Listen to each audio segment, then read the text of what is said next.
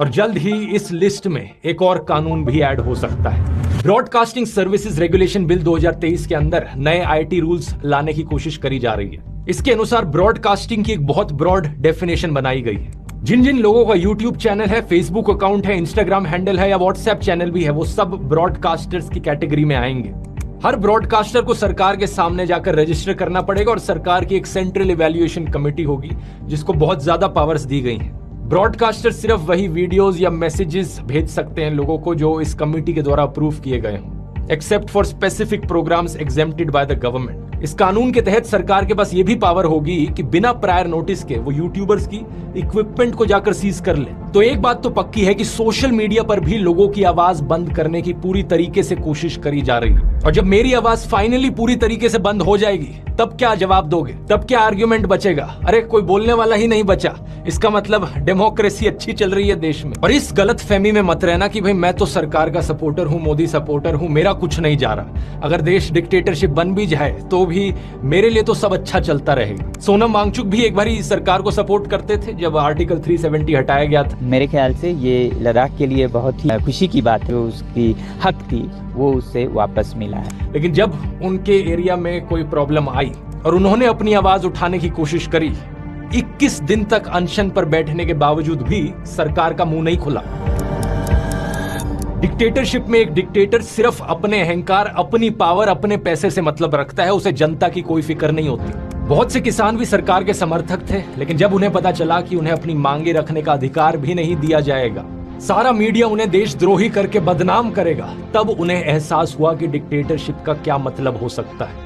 आप एक स्टूडेंट हो, पेपर लीक होता है, चुप बैठे रहो। बढ़ती महंगाई के खिलाफ आपको आवाज उठानी है, आवाज दबा दी जाएगी। अपनी डेली लाइफ में किसी भी तरीके का ना इंसाफ अगर आप सह रहे हो, आपके पास कोई ऑप्शन नहीं बचेगा अपना मुंह बंद करके चुप बैठे रहने के अलावा। बेरोजगारी और महंगाई जैसे मुद्दों पर तो ये चीज हम ऑलरेडी होते हुए देख सकते हैं। अगस्त 2023 में minister of state Jitendra Singh ने पार्लियामेंट को बताया कि 9,60,000 से ज्यादा सेंट्रल गवर्नमेंट जॉब्स वेकेंट पड़ी हैं। प्राइवेट जॉब्स की बात करी जाए तो हायरिंग प्लेटफॉर्म इंडीड ने फरवरी के इस साल में बताया कि दिसंबर 2021 से फ्रेशर जॉब पोस्टिंग्स डिक्लाइन होती जा रही हैं। मार्च 2024 की ये रिपोर्ट फ्रंटलाइन की है। आईटी सेक्टर में भी हायरिंग डिक्लाइन देखने को मिल रहा है। जॉब्स की सिचुएशन इतनी खराब है कि हरियाणा सरकार को 10,000 से ज्यादा कॉन्ट्रैक्चुअल लेबर की नौकरियां एडवर्टाइज करनी पड़ी इजराइल में, एक ऐसा देश जो वॉर जोन बना बैठा है। हरियाणा के यूथ को वहां भेजा जा रहा है सरकार के द्वारा। ये हालत है देश में जॉब्स की। और महंगाई की तो क्या ही बात करनी, पेट्रोल का दाम 90 रुपए से लेकर 110 रुपए तक पहुंच चुका है। जनवरी 2024 की रिपोर्ट बताती है कि यूनाइटेड नेशंस का जो फूड प्राइस इंडेक्स है वो ग्लोबल फूड इन्फ्लेशन को -10.1% पर डालता है। यानी दुनिया भर में खाने के प्राइसेस कम हो रहे हैं, लेकिन इंडिया में फूड प्राइस इंडेक्स इन्फ्लेशन क्या है दिसंबर 2023 की 9.5% पर। सरकार खुद 80 करोड़ से ज्यादा लोगों को फ्री खाना बांटती है। बताओ क्या जरूरत पड़ी 80 करोड़ लोगों को फ्री खाना देने की? ये तभी हो सकता है जब इन लोगों के पास खाना खाने तक के पैसे नहीं है। अब ये सब सुनने के बाद अभी भी कुछ लोग कहेंगे कि भाई तू सिर्फ मोदी सरकार के बारे में क्यों बोल रहा है? But what about Indira Gandhi dictatorship? वो भी तो डिक्टेटर थी, उनके डिक्टेटर वाली चीजों के बारे में क्यों नहीं बात करता? ये फिर से एक फालतू का आर्ग्यूमेंट है, इसे एक रेड हेरिंग फैलेसी कहा जाता है। क्या मैं जिंदा था उस वक्त जिस समय इंदिरा गांधी ने इमरजेंसी लगाई? नहीं।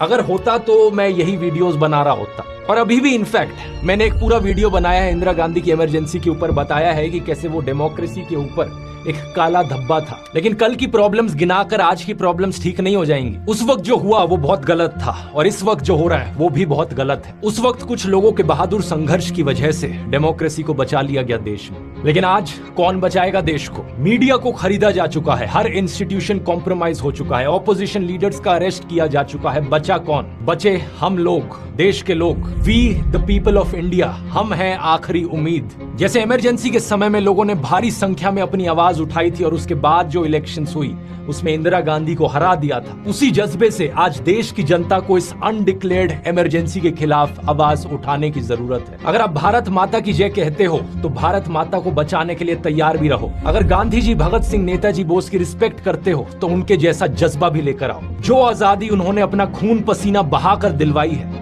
उस आजादी की रक्षा करना, इंडियन डेमोक्रेसी को बचाना हमारा धर्म है। इस वीडियो को देखने वाला हर एक इंसान अब से अपने आप को लोकतंत्र का रक्षक समझे।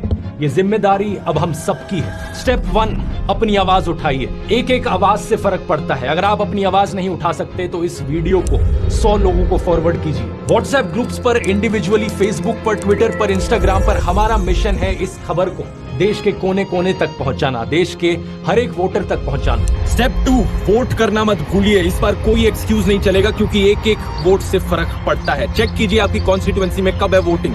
अगर आप देश के बाहर होंगे तो आ जाइए वोट करने, क्योंकि इस बार सब कुछ दांव पर है। इस लिंक पर जाइए, ये लिंक डिस्क्रिप्शन में भी मिल जाएगा, चेक करने के लिए कि आप वोटिंग के लिए ऑलरेडी रजिस्टर्ड है या नहीं। अगर आपका नाम इस लिस्ट में नहीं आता, इसका मतलब आप वोटिंग के लिए रजिस्टर्ड नहीं है। वोटर रजिस्ट्रेशन कंप्लीट करने के लिए इस लिंक पर जाइए, ये भी नीचे डिस्क्रिप्शन में मिल जाएगा। स्टेप 3, अपने आसपास लोगों तक बात पहुंचाइए। क्या आप जानते हैं देश में 30 से 35% एलिजिबल वोटर्स वोट डालने ही नहीं जाते।